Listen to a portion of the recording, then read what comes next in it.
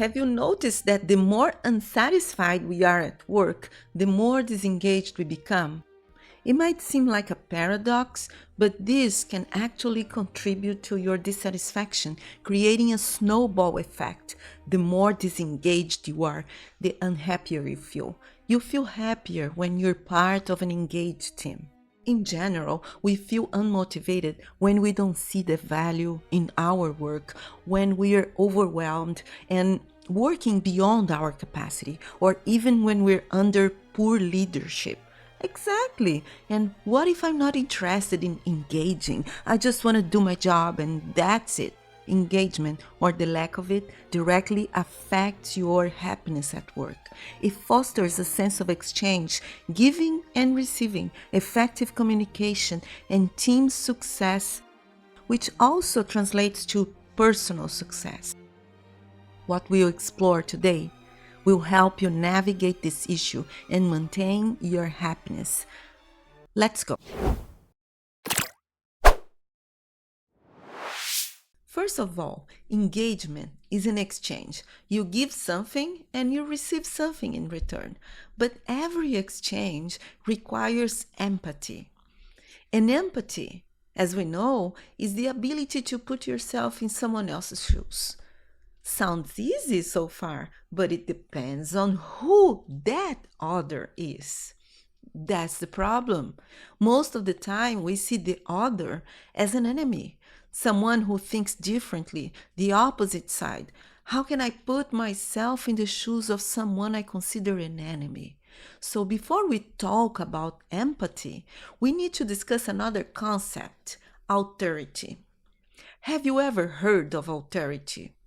Alterity is seeing the other as not me, not necessarily an enemy because they are different from me or don't think the way I do, just another person.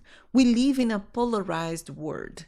And at the same time, we have turned the idea of the other into something dangerous simply because they are different. So we need to reflect on this concept and regain the ability to see the other as other. Now that we understand that the other is not necessarily an enemy, we can put ourselves in their shoes.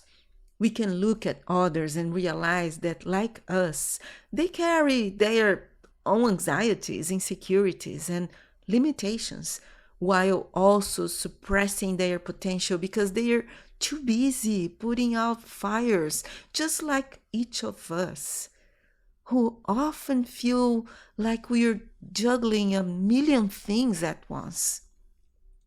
Those who can recognize these nuances are the kind of people everyone wants to have around, regardless of their position.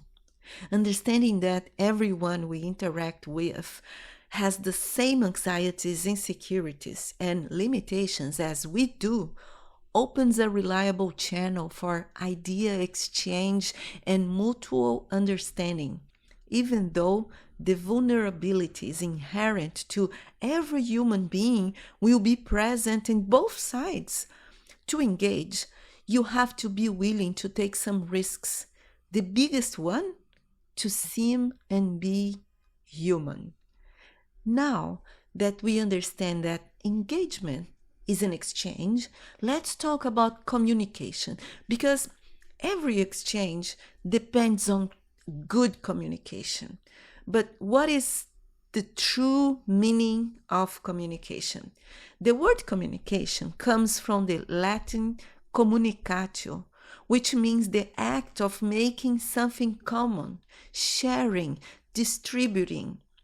But it's useless for me to intend to distribute something if no one is willing to receive. Communication requires interest in what is about to be shared. Listening and being heard are fundamental elements of communication. Rubem Alves, a Brazilian poet, philosopher, and educator, with his brilliant sense of humor, suggested something unique: courses of listening. He couldn't have been more accurate. I always see courses in public speaking being advertised. I've never seen a course in listening being offered. Everyone wants to learn how to speak. No one wants to learn how to listen. I thought about offering a listening course, but I don't think anyone would sign up. Listening is complicated and subtle.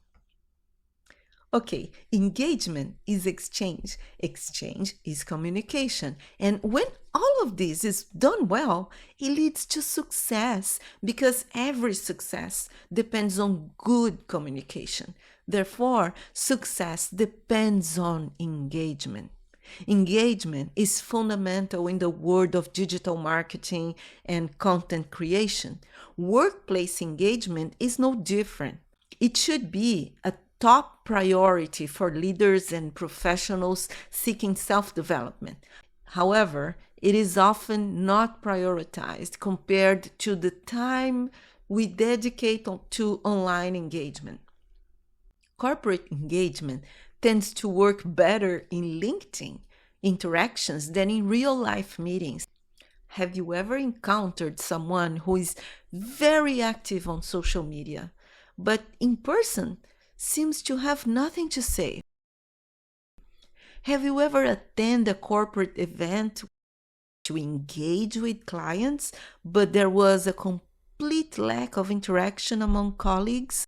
In such situations, co-workers, leaders, and employees miss the chance to create moments of camaraderie and relaxation, moments that could result in better team outcomes compared to a strategy focused 100% on client engagement during that event. A team success doesn't come from extra work hours or financial bonuses only, although financial incentives are real and necessary. But what touches a soul is another soul. Engagement arises from this exchange, which communicates and gives meaning to what we do. Understanding the meaning of what we do is a path to personal excellence, which in turn is the excellence of the group we belong to. The happiness we seek doesn't have to be found at work, but work must be part of it, or at least not be the reason it is missing.